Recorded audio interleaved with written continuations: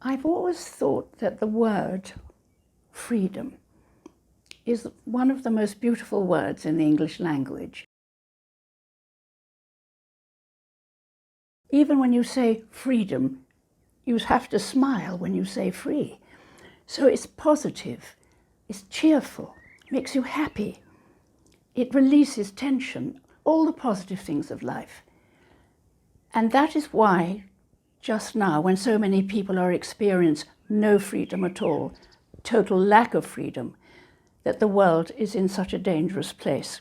First, we don't understand quite why the coronavirus has appeared in our lives.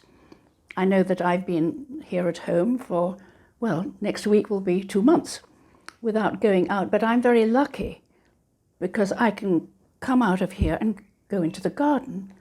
There are so many people for whom I feel the deepest anxiety, who are virtually locked in apartments in high-rise blocks, able now to go out for an hour a day.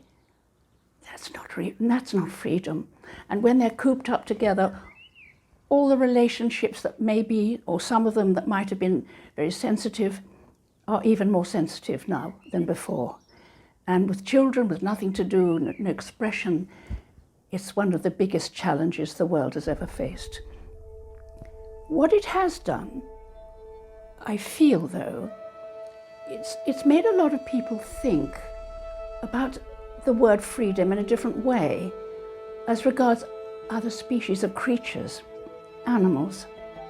The Born Free Foundation, as some people may know, has worked for 36 years trying to highlight the deprivation of keeping wild creatures in captivity, sometimes in the most horrible, almost prisons, you could say. Well, in my view, they are prisons. Some are more comfortable than others, but the worst are truly the worst. And these animals have never known, and certainly will never know, what it is to be free, particularly predators. And the Born Free story, which began because of a lion, a predator, we do concentrate a great deal on big cats, but any living creature with a beating heart, the birds that can't fly because they're in aviaries or cages. As I've just said, I live in the country and I see the wild birds flying through the sky every day. It's an absolute joy for the birds as well as me.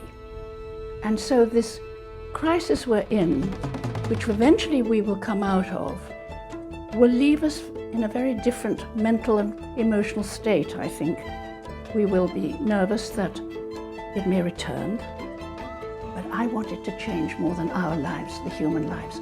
I want it to change the way we look at animals' lives in captivity, and I hope most sincerely and fervently that we think differently about the confinement of wild creatures in circuses and zoos, because they are in prison for life. They will never walk out of the cage as I can walk out into my garden. And that's responsibility of ours to put right.